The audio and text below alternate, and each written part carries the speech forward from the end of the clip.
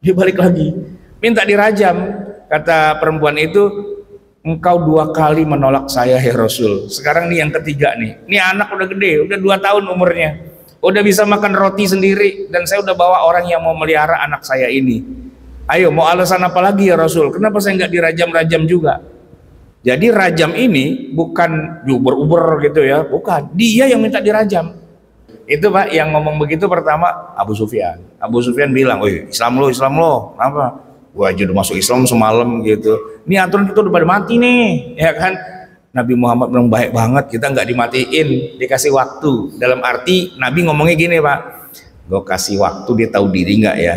Gue nggak bunuh nih, kasih waktu aja, syahadat nggak dia, gitu kan? Nah, akhirnya dikasih tahu Pak, lu tuh kagak dibunuh sama Nabi. Kenapa? Nabi maksudnya lu masuk Islam gitu. Oh gitu, iya. Ya udah dah, syahadu alla ilaha illallah, pada masuk Islam Pak. Jadi peristiwa Fatu Mekah tuh Pak, harusnya Nabi penggal semua lehernya orang-orang kafir itu, ya kan? Perintahnya di Quran begitu Pak. Tapi sama Nabi nggak dikerjain, nggak dikerjain. Nabi kesian, udah biarin aja lah gitu. Nah, setelah itu dikasih tahu pada mereka, lu tuh dikasih waktu, ya kan? Suruh baca syahadat gitu. Oh gitu, iya. Yaudah baca syahadat pada Pak. Ya udah, kalau udah Islam kan udah aman. Nah ini unik Pak. Jadi syariat Islam itu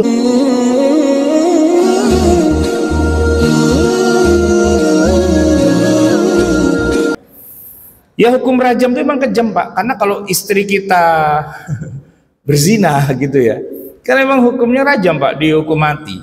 Tapi begini Pak, hukum rajam tuh nggak bisa main rajam-rajam aja orang, ya kan? Harus ada saksi. Saksinya harus 4 orang. Dan 4 orang nih Pak, kalau kita baca dalam kitab fikih, mustahil kita bisa datangkan saksi. Soalnya begini Pak, hakimnya akan bertanya, para saksi, pada saat nih perempuan sama laki-laki ini berzina, kalian tuh ada di situ apa di luar? Kalau jawabnya di luar, bagaimana kalian bisa ngelihat? Ngintip Pak Hakim, gitu kan? Misalnya gitu kan? Oke, kalian ngintip, berapa lobang buat ngintip? Gitu. Ya namanya ngintip, lobangnya cuma 1 Pak Hakim. Berarti kalian ngelihatnya gantian Pak Hakim. 4-nya berdiri baris nungging, cambuk masing-masing 80 kali. Kesaksian kalian tidak bisa diterima. Karena syarat kesaksian tuh harus nonton bareng, nobar proses masuknya kemaluan laki-laki ke kemaluan perempuan. Kalau dia pakai selimut, kalau dia gelap, kalau dia cuma dengar suaranya doang, kagak bisa diterima gitu. Dan itu nggak bisa Pak, emang nggak pernah terjadi di masa Rasulullah. Belum pernah ada orang dirajam gara-gara ada saksinya 4 orang. Yang ada 4 orang saksinya yang digebukin 80 kali gitu. Kalaupun ada Nabi pernah merajam orang berzina, kasusnya beda Pak. Nabi 3 kali Pak merajam orang yang berzina. Ada 1 wanita Bani Ghamidiyah gitu ya, ada Asif dan ada Maiz. Wanita Bani Ghamidiyah ini Pak, dia lapor sama Nabi, ngaku, bikin ikrar di hadapan Nabi, ya Rasul, saya minta dirajam. Kata Nabi, kenapa emang? Saya berzina gitu. Lah, kenapa Anda bisa berzina? Ceritanya bagaimana? Gitu kan? Ya pokoknya saya nggak bisa datangkan 4 orang saksi, tapi kan yang berzina saya ya Rasul. Saya nggak nuduh orang, nuduh diri saya sendiri. Dan saya mengucapkan ikrar. Kata Nabi, ikrar doang nggak bisa, harus ada bukti. Apa? Mau bukti ya Rasul? Nih perut saya gendut, hamil. Kata Nabi, justru karena perut ente gendut itu hamil, ente nggak bisa dirajam. Lah kenapa ya Rasul? Ya itu kan janin, janinnya hidup. Nah kalau emaknya dirajam, anaknya mati, kita ngebunuh anak itu Pak, nggak berdosa. Pulang kata Nabi, irji'i, pulang aja, nggak usah dirajam-rajam gitu. Nah perempuan ini Pak pulang dalam hati, dia pengen balik lagi asal anaknya udah diberanakin. Bener Pak, 9 bulan kemudian dia balik bawa anak oroknya yang masih merah. Diserahkan kepada Nabi, ada apa nih? Nih ya Rasul, dulu kan saya minta dirajam, katanya anak dalam perut saya ntar mati. Ini udah saya brojolin, silahkan dipelihara ya Rasul, saya minta dirajam. Kata Nabi, yang berzina lu, yang punya anak lu, kenapa gue yang melihara anak lu? Soalnya urus anak sendiri gitu kan. Itu anak masih merah Pak, masih butuh menyusu pada emaknya, susui dia gitu kan. Pulang kata Nabi, pulang. 2 tahun kemudian dia balik lagi Pak, dia balik lagi minta dirajam. Kata perempuan itu, engkau 2 kali menolak saya ya Rasul, sekarang nih yang ketiga nih, ini anak udah gede, udah 2 tahun umurnya, udah bisa makan roti sendiri, dan saya udah bawa orang yang mau melihara anak saya ini.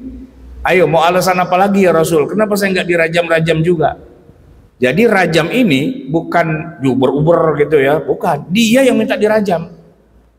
Akhirnya mau nggak mau ya Nabi ngerajam juga gitu kan. Rajam itu Pak, dipendam di tanah sebatas dada gini ya, pundak gitu, terus dilemparin batu Pak. Berapa orang pakai batu kolor yang gede-gede segini Pak, lemparin gedebak gedebuk pada muncrat darahnya gitu kan. Salah satu yang kena cipretan darah tuh Khalid, dia mungkin kedeketan kekencengan kali ngelemparnya kok, bajunya kena darah gitu kan. Marah-marah Khalid itu, dimaki-maki itu perempuan. Ada Nabi di situ, kata Nabi, mahlan ya Khalid, sebentar, tahan Khalid, jangan maki-maki. Kata Nabi, saya dapat berita dari Jibril, wanita ini sekarang sudah dalam perjalanan menuju surga. Khalid kaget, hah? Surga? Bukannya dia berzina? Bukannya dia, wah gitu kan, pada ngomel gitu. Kita juga kalau ada di situ ngomel juga Pak. Lah, kita yang ngelemparin aja belum tentu surga, dia surga duluan. Apa kita berzina aja nih gitu ya kan? Enggak juga ya Pak ya. Berzina termati kan ya. Lalu Nabi katakan, laqad tabat taubatan. Wanita ini sudah bertaubat dan Allah sudah kasih dia ampunan. Saking gedenya ampunan, lau qussimat ila sab'ina min ahlil madinati lawasi'athum. Kalaupun tuh ampunannya Allah berikan, dibagi-bagi kepada 70 penduduk Madinah, semuanya bisa ikut dia masuk surga. Luar biasa itu Pak. Jadi hukum rajam itu ada dalam Islam, tapi hampir tidak bisa dipraktekkan karena syaratnya pasti nggak cukup, kecuali ada perempuan Bani Qomidiyah yang nekat Pak. Udah berkali-kali ngaku ditolak sama Nabi, ngaku ditolak sampai akhirnya Nabi nggak bisa bilang apa-apa, baru dirajam gitu. Pernah juga ada Pak, si Asif itu ya, dia ngaku berzina, terus dibilang, kamu tahu nggak kalau kamu ngaku berzina ancaman hukumnya dirajam loh. Emang udah siap ya Rasul? Siap kan? Dilemparin batu Pak, baru batu yang pertama melayang bletak kena jidatnya, dia langsung aduh teriak-teriak gitu kan. Nah karena dia belum tahu ya, dan para sahabat yang ngelemparin itu juga belum tahu hukumnya, jadi dia lari Pak. Waktu itu belum dipendem itu, jadi dia lari, diuber sama yang ngelempar Pak. Wah, keluar masuk pasar, wah segala macam, jatuh ke terjerembab, ditangkap lagi, diterusin lagi Pak, mati gitu kan. Nah begitu dengar kasus kayak gitu Pak, Nabi marah. Siapa yang ngelemparin? Ini fulan. Pan dia udah kabur katanya. Iya, bukannya harus dirajam terus. Nah, kalau dia udah kabur, jangan dirajam. Berarti dia sudah mencabut pengakuannya. Jadi ya kalian itu dosa, kalian tuh pembunuh gitu. Yang ngerajam Pak kena dosa itu Pak. Kalian tuh pembunuh, suruh bayar diat apa segala macam gitu oleh Nabi. Nah itu Pak, detail syariat Islam itu memang nggak gampang sih ya, jarang dibahas di pengajian memang. Tapi saya kuliah fakultas syariah memang belajarnya begitu-begituan Pak, detail banget gitu. Jadi kalau orang mengatakan hukum Islam itu kejam dan sebagainya, kejam sih Pak, ya kalau rajam kan kejam ya. Tapi orang nggak bisa main rajam-rajam aja gitu, nggak bisa. Itu ada syarat ketentuan dan bla bla blanya panjang gitu. Jamaah sekalian yang dirahmati Allah, itu kalau kita bicara bahwa harga nyawa manusia itu sangat tinggi, bahkan dalam perang Badar saja Nabi nggak tega kalau sampai harus membunuh orang kafir harbi pula. Mungkin kalau nggak tega itu kafir zimmi masih wajar ya, nggak tega orang Islam dibunuh masih wajar. Ini orang kafir harbi, Nabi juga nggak tega. Termasuk nih Pak, perang yang juga dahsyat dalam perang zaman Nabi, perang Fathu Mekah. Itu Pak, secara aturan main peperangan di zaman itu sebenarnya Nabi sangat berhak untuk memotong semua kepala orang Mekah Pak. Sembelih itu boleh, sah gitu loh. Cuman Nabi kan nggak mau, ya kan? Nabi malah bilang, "Faman dakhala dara Abi Sufyan fahuwa amin, wa man dakhala baitahu darahu fahuwa amin, wa man dakhala al-masjid fahuwa amin." Ya kan? Siapa saja semua aman, mau masuk Islam boleh, kagak mau masuk Islam nggak napa-napa. Idhabu fa innakum tulaqa. Udah kalian bebas keluar rumah dan sebagainya, kalian bebas. Jadi ya kalau dibilang la ikraha fiddin, itu yang paling real tuh di zaman Fatu Mekah, Pak. Mekah dibebaskan ya istilahnya. Jadi orang kafirnya nggak dibunuh gitu, Pak. Dibiarin aja. Akhirnya orang kafirnya yang tahu diri, Pak, nauin. Lo masuk Islam lo, udah begitu juga bukan masuk Islam gitu. Itu Pak yang ngomong begitu pertama Abu Sufyan. Abu Sufyan bilang, "Woi, Islam lo, kenapa? Gua aja udah masuk Islam semalam gitu. Ini aturan kita udah pada mati nih, ya kan?" Nabi Muhammad bilang baik banget, kita nggak dimatiin, dikasih waktu. Dalam arti Nabi ngomongnya gini, Pak, gue kasih waktu dia tahu diri nggak ya?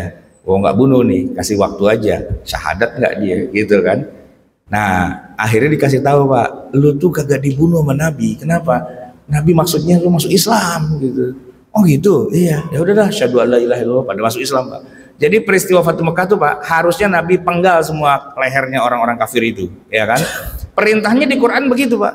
Tapi sama Nabi nggak dikerjain, nggak dikerjain. Nabi kesian, udah biarin aja lah gitu. Nah, setelah itu dikasih tahu pada mereka, lu tuh dikasih waktu, ya kan, suruh baca syahadat gitu. Oh gitu, iya. Yaudah baca syahadat pada Pak. Ya udah kalau udah Islam kan udah aman.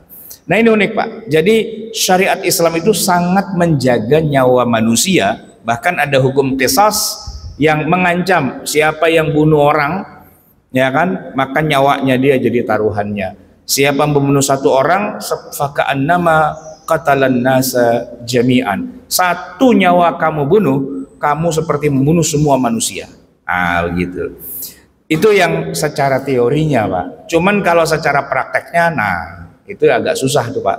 Kita umat Islam ini, Pak, di mana-mana di dunia Islam, justru perangnya bukan sama orang kafir, perangnya sesama umat Islam sendiri. Di Afghanistan tuh, Pak, begitu Allah kasih kemerdekaan, Sovietnya bubar, sesama mujahidin tembak-tembakan, mengirim meriam, bom dan sebagainya, pada mati. Ya kan? Di Pakistan begitu juga. Itu negara udah Islam semua tuh, Pak. Cuman tahu bagaimana setiap ganti kepemimpinan pasti pemimpinnya dibom. Itu dulu ada Perdana Menteri, saya masih ingat tuh, namanya Zulfikar Ali Bhutto. Digulingkan, Pak, kekuasaannya oleh jenderalnya sendiri. Dihukum gantung, Pak. Ya jenderalnya jadi penguasa. Jenderalnya mati dibom lagi naik pesawat sama anaknya Ali Bhutto. Nah, namanya Benazir Bhutto. Benazir Bhutto jadi pemimpin, dibom lagi, Pak, sama lawan politik. Jadi di sono, Pak, ganti kepemimpinan nasional murah, Pak, nggak usah pakai pemilu, pakai bom aja, darder gitu, Pak. Ya kan? Muslim tuh, Pak. Nama negaranya resmi Republik Islam Pakistan. Tapi isinya, udah kemana tuh Islamnya gitu, Pak. Sama Yaman gitu juga. Itu negara Yaman, kita aja di sini bilang negaranya para ulama. Di sonanya mau orang pada perang. Orang Houthi itu, Pak, ya kan? Bayangin ibu kotanya Son'a itu dijatuhin bom, dar gitu kan? Pemerintahnya ngungsi ke Saudi. Kita punya kedutaan besar, Pak, di sana. Dibom juga sama dia, gitu kan? Udah tahu nih kedutaan Indonesia, orang Indonesia nggak ada salahnya kan, ngapain gitu dibom gitu kan? Kayak gitu, Pak. Syekh Muhammad Said Ramadan Al-Buti, ulama besar di Suriah, lagi ngaji kayak gitu, Pak, di masjid gitu kan? Tahu setan mana gitu yang ngasih tahu, dibom aja, dibom masjidnya, orang pada mati, termasuk beliau juga gugur gitu kan. Ini perilaku model apa umat Islam model kayak gini, Pak? Siapa ngajarin gitu ya? Tapi begitulah yang terjadi di negeri-negeri Timur Tengah sana, ya. Nyawa manusia sebegitu gampangnya dengan membawa-bawa ayat Quran. Itu masalahnya yang bikin saya sebel gitu, Pak, ya kan? Ayat Quran dipahami dengan cara yang kebalik-balik, lalu dikatakan inilah Quran memerintahkan kita untuk jihad, untuk bunuh sesama manusia, bahkan sesama muslim itu sendiri. Nah, alhamdulillah di Indonesia, Pak, nggak terjadi. Kalau ya istilahnya berpecah belah sesama umat Islam di Indonesia ada, Pak. Ada. Di yang paling kecil aja di masjid kan ada, Pak. Kelompok-kelompok takmir masjid. wah rebutan jabatan dalam takmir ada Pak, yang satu mau kunut, yang satu nggak kunut ada, tapi kan nggak bunuh-bunuhan, paling juga dia keluar dari masjid dibikin masjid lagi tempat lain kan begitu, saingan antar masjid gitu kan, paling cuman gitu doang, musuhannya di medsos doang antara jempol dengan jempol gitu Pak, ya kan, paling juga gara-gara satu dukung paslon ini, dua paslon itu, kemarin calon presiden, sekarang calon gubernur, ya lu pada berantem lagi gitu kan, biasa lah itu, nggak sampai yang bunuh-bunuhan gitu Pak, ya musuhannya secara imajiner aja begitu. Ntar juga yang paslon sini pindah paslon sono, sono pindah paslon sini, biasa lah itu kayak gitu. Kita ketawa aja kalau ngelihat kelakuan kita. Tapi itu udah bagus banget Pak, ketimbang kita ngelihat di sono, wah kagak enak dilihat Pak, perangnya pakai main bunuh-bunuhan, pakai bom dan sebagainya. Nah kita bersyukur kepada Allah di Indonesia nggak terjadi ya. Umat Islam terbesar di dunia itu di Indonesia, tapi orangnya baik-baik, ramah-ramah gitu, cinta damai, ya kan, rakyatnya baik, damai, pemerintahnya damai, polisinya aja Pak, itu cinta damai juga Pak. Mau damai nggak katanya gitu? Mau Pak, masa nggak mau, ya kan? Mau lah. Mau dibantu nggak? Mau Pak, masa nggak dibantu nggak mau? Mau ya dibantu Pak, gitu. Makanya kemarin asisten saya tuh Pak bikin SIM setengah jam kelar tuh Pak, dapat 2 SIM C sama SIM A gitu. Karena dia waktu tes salah mulu, jatuh mulu, kata polisinya mau dibantu, mau Pak, ya udah saya bantuin, dibantuin gitu. Karena polisinya udah bantu kita, ya kita bantu juga sama dia, kan saling bantu Pak ya gitu. Itu aja yang bisa saya sampaikan, semoga bermanfaat. Hadanallahu wa iyyakum ajmain wa lafu minkum. Assalamualaikum warahmatullahi wabarakatuh.